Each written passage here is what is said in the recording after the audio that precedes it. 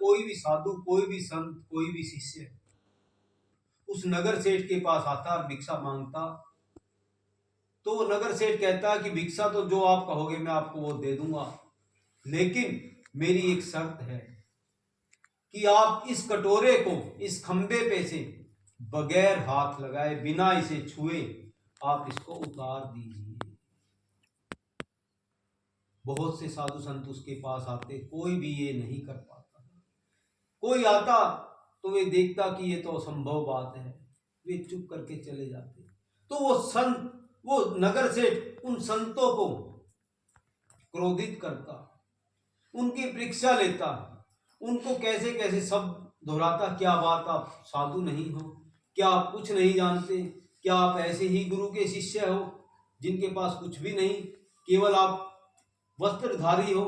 पता नहीं कैसे कैसे शब्दों से उनको उत्साह, उनके अंदर का अहंकार जागृत करते।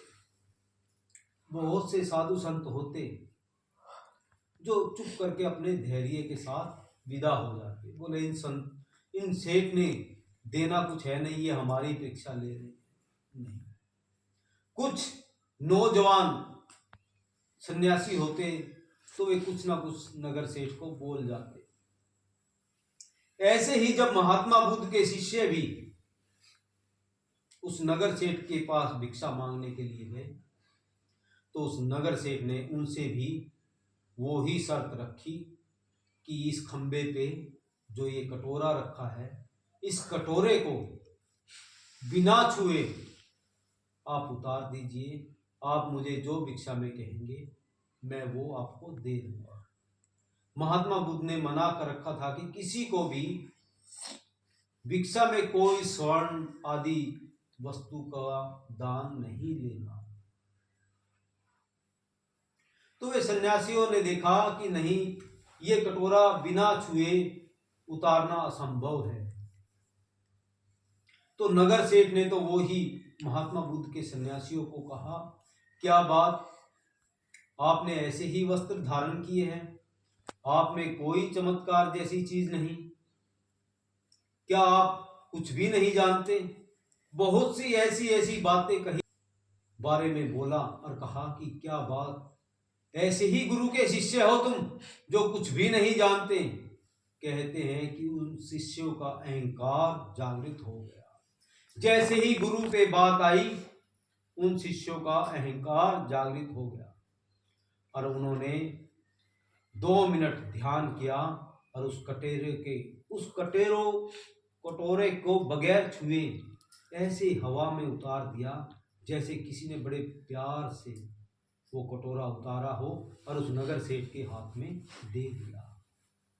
नगर सेठ ने उनके पांव पकड़ लिए और बहुत सारी भिक्षा दिया, अन्न का दान दिया।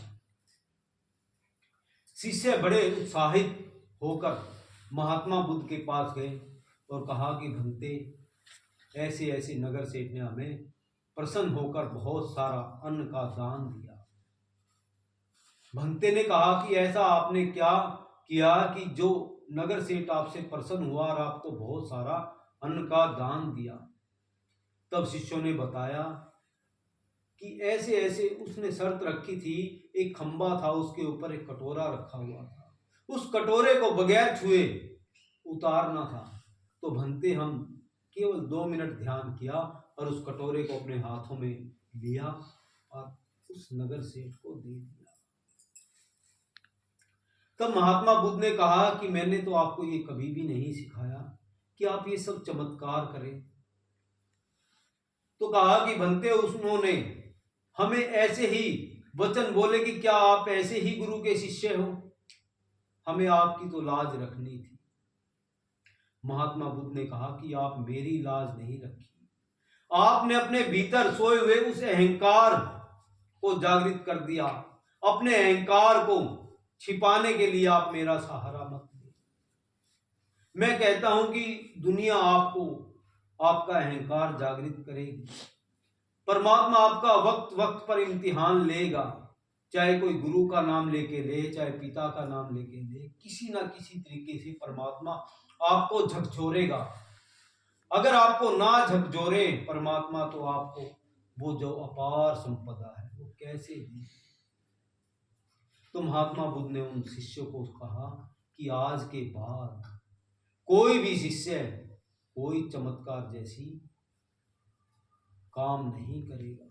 अरे जिनको इतना बड़ा चमत्कार नहीं नजर आ रहा कि एक बीज, एक छोटा सा बीज हम बोते हैं। महात्मा बुद्ध पीपल के पेड़ के नीचे बैठे थे, कहते हैं कि इन वृक्ष को देखो, इसका बीज कितना छोटा सा है और इसको धरती में लगाते हैं और ये कितना बड़ा वट वृक्ष, पीपल का वृक्ष बन जाता है। जिन लोगों को ये चमत्कार नजर नहीं आता परमात्मा का, तो वे छोटे छोटे चमत्कारों से क्या आकर्षित होंगे।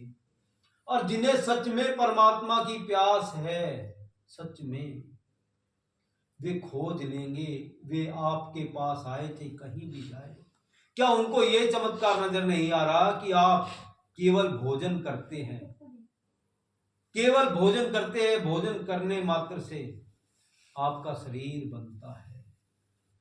क्या ये दुनिया का सबसे बड़ा चमत्कार नहीं? क्या ये चमत्कार नहीं कि ये पृथ्वी कितना वजन है, इसको हवा में लगाया हुआ है, लटकाया हुआ है। क्या ये चमत्कार नहीं, क्या ये चमत्कार नहीं कि ये दिन, ये रात, ये ऋतुएं बदल रही है, ये बारिश बरस रही है। जिनको ये भी चमत्कार नहीं आएगा नजर, तो उनको ये आपका कटोरा उतार के देने का चमत्कार क्या नजर आएगा। उनमें कोई भी प्यास नहीं। जिनमें प्यास होती है वो किसी चमत्कार के मोहताज नहीं।